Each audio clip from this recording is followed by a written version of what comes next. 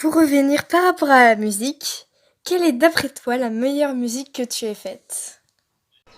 Malaysia Airlines Complaint de mon album Stargazing and Healing qui est sorti, le dernier album sorti en date actuellement.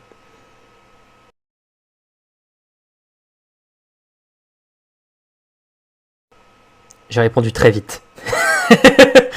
c'est le meilleur morceau, 11 minutes. Il commence de manière violente, il y a beaucoup de moments un peu rigolos. Et à la fin, ça finit par un moment très mélancolique et très triste avec des paroles qui me sont très personnelles.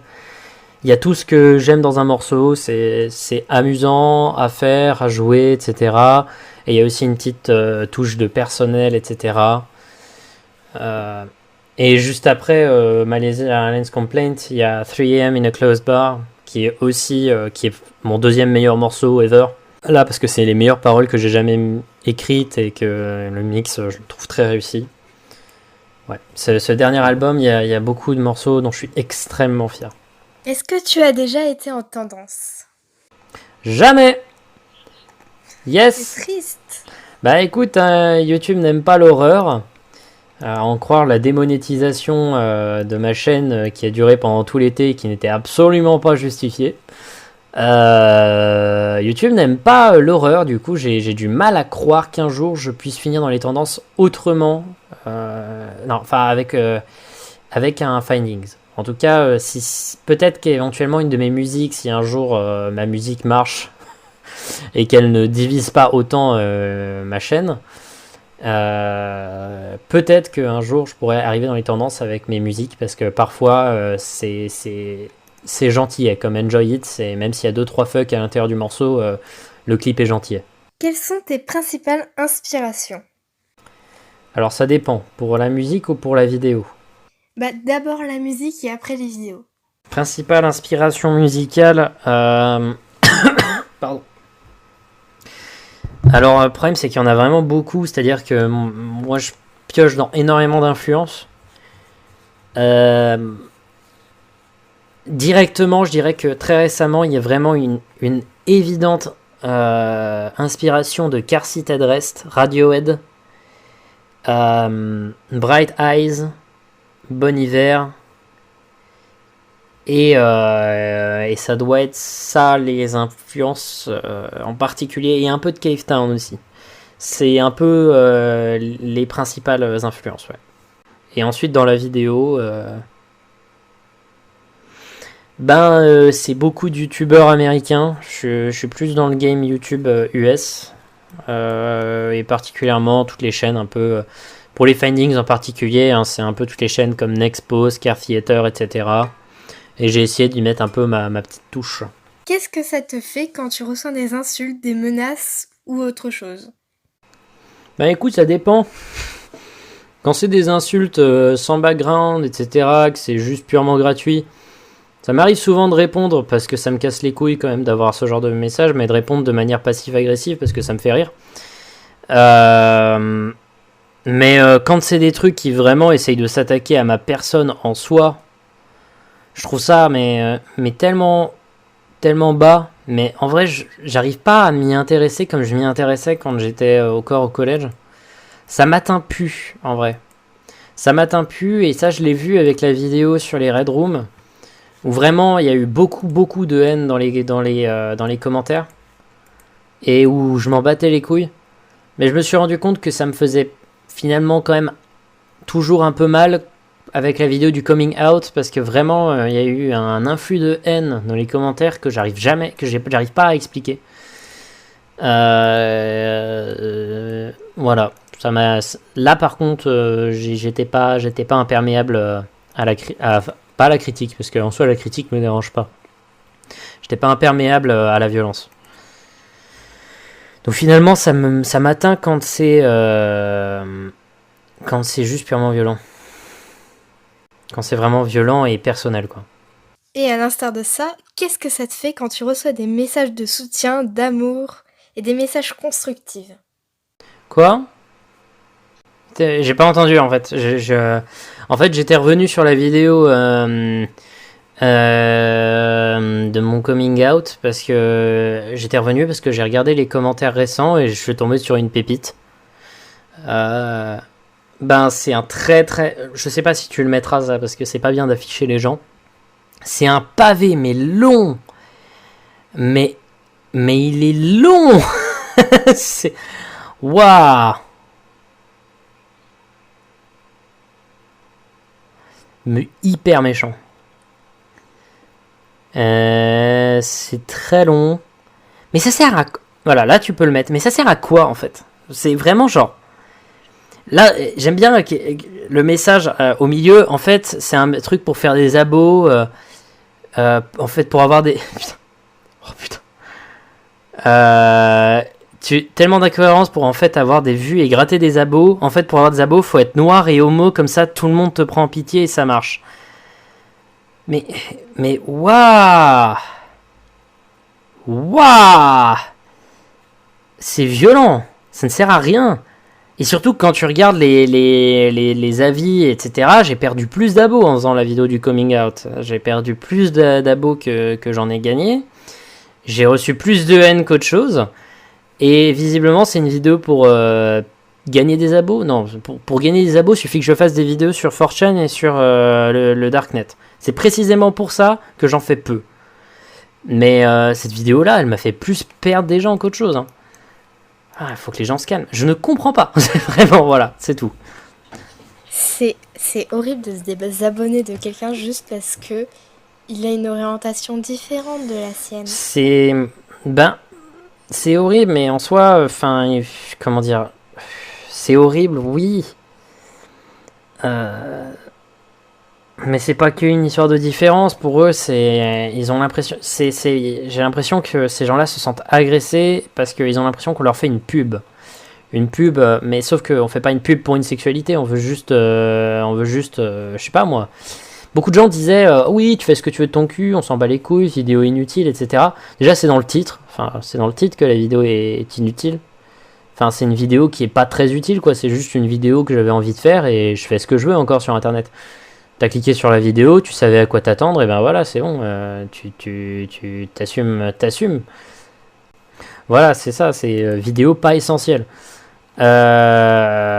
C'est juste une vidéo où je m'amuse à causer d'un truc qui était important pour moi à dire.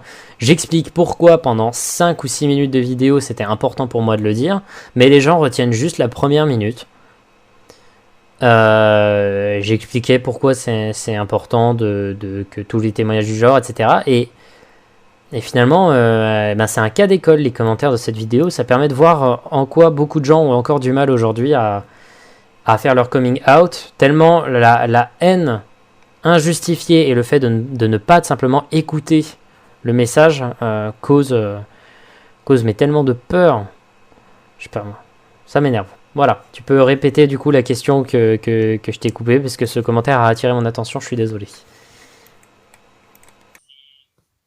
Ça m'a l'air d'être une belle petite pépite, mais ça m'a l'air très drôle aussi. La meilleure pépite, ça reste quand même... Je sais pas si t'as envie que je te le lise, mais c'est un commentaire là pour le coup qui... Vas-y. Ça pourrait presque en devenir un mème. Au début, je pensais que c'était un troll. En fait, non. Le mec est très actif dans les réponses de son commentaire. Et il a causé la mise en privé de la vidéo pendant 1 ou 2 heures. Parce que c'était un peu l'épicentre de la violence. Je te le retrouve tout de suite. Celui-là, tu peux le laisser. Hein. Le gars, il me répugne. Je ne donne pas son pseudo, mais il me répugne. J'ai aucune pitié pour ce gars. Je me désabonne. Pourquoi? D'abord, je fais ce que je veux, et ensuite, et c'est mon cas personnel, voir et entendre un gay me dégoûte. Ça me dérange, ça me provoque une sensation désagréable pour ne pas dire horrible ou immonde. Et oui, j'en vois déjà certains se jeter sur leur clavier pour m'insulter, mais on ne peut pas être tous comme vous, et on ne compte pas tous le devenir. Moi, je ne supporte pas les homosexuels, et je ne compte pas me forcer à faire quoi que ce soit pour faire plaisir à des enfoirés d'hypocrites qui disent être pour la liberté, mais veulent imposer leur vision du monde à tous. Allez vous faire foutre. Je n'ai aucune idée d'où vient cette violence, cette haine. Je ne comprends pas. Voilà, je ne comprends pas. Et le problème, c'est que j'ai demandé à beaucoup d'amis youtubeurs si ils trouvaient que la violence qu'il y avait dans mes coms était justifiée. Et ils sont beaucoup comme moi à ne pas comprendre d'où ça vient et ne pas comprendre pourquoi il y a autant autant de gens vénères dans les commentaires. Il y a de la haine en dessous de certaines de mes vidéos que personne n'arrive à justifier. Je pense que ça vient aussi du fait que j'ai un peu une tête à claque et que je peux avoir parfois un côté un peu hautain, un peu genre je connais les choses mieux que toi, qui vient simplement de ma manière de parler, qui est toujours un peu désintéressé. Alors qu'en vrai, je suis comme tout le monde, je suis ignorant et tout mon savoir vient d'internet, c'est-à-dire de beaucoup de gens qui parlent de choses dont qui ne connaissent pas vraiment. Et moi, je connais finalement très peu la vie, mais les gens, je pense, assument que comme j'ai la manière de parler de quelqu'un de hautain, je ne peux pas me remettre en question. Alors que j'essaye au maximum de le faire et que j'aime bien quand on me dit de me remettre en question. Je sais pas. Bon. Après, tu peux toujours te considérer plus tolérant que eux. Non, je sais pas. Je sais pas parce que je peux pas me dire je suis plus ça que ça. Je peux pas partir de cette idée, je peux pas partir de ce principe parce que je peux jamais me dire intérieurement que je suis mieux que quelqu'un sur un point parce que tout est une question de point de vue en soi. Et je peux pas avoir la prétention de dire que je représente mieux quelque chose que quelqu'un d'autre. Ça, je peux pas. C'est même un mec néo-nazi, skinhead, raciste, mes couilles, tout ce que tu veux. Ce genre un gars comme ça, je peux pas le juger en tant que personne. Je le juge pour ce qu'il fait. Et s'il insulte tout le monde dans les commentaires, j'aurais tendance à dire que c'est un connard. Mais je peux pas le juger en tant que ce qu'il est parce que finalement, je ne le connais pas. Je ne le connais pas, je ne sais pas ce qu'il est. Je juge juste parce qu'il dit et parce qu'il fait. On critique jamais vraiment une personne en soi, on critique l'image qu'il se donne lui-même et que les autres lui donnent. Bon, je sais pas, voilà, là tu vois, c'est une phrase bien prétentieuse là, et là ça peut avoir un côté très tête à claque ça. Bon, prochaine question. Bon, on va y arriver. Qu'est-ce que ça te fait quand tu reçois des messages de soutien, d'amour et des messages constructifs ?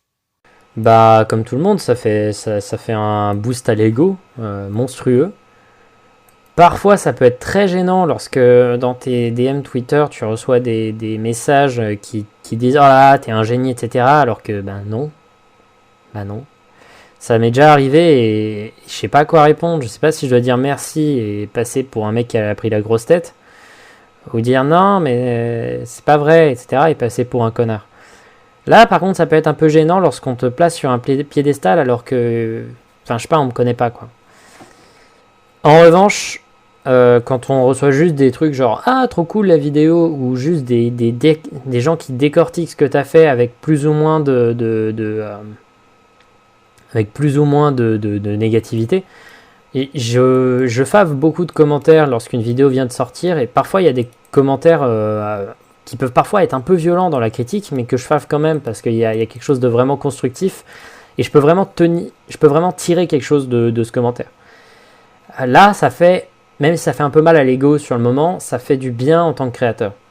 Donc en soi, n'importe quel commentaire qui est bien écrit et qui m'apporte quelque chose ou qui juste me fait plaisir dans mon ego de youtubeur, donc un ego surdimensionné, et tout ce genre de commentaires, ça me plaît. Ce que j'aime vraiment pas, c'est tout ce qui n'a rien à voir avec la vidéo en soi et tout ce qui est violent pour le plaisir de faire du mal à quelqu'un, qui est quelque chose que beaucoup de gens font. Mais on n'est jamais à l'abri de tomber dans la haine, nous aussi. Hein. On peut facilement y tomber. J'essaye de pas le faire, mais c'est très simple de trouver un bouc émissaire et de s'acharner sur la personne. Il n'y a qu'à voir Patrick Dills. Bon, question suivante.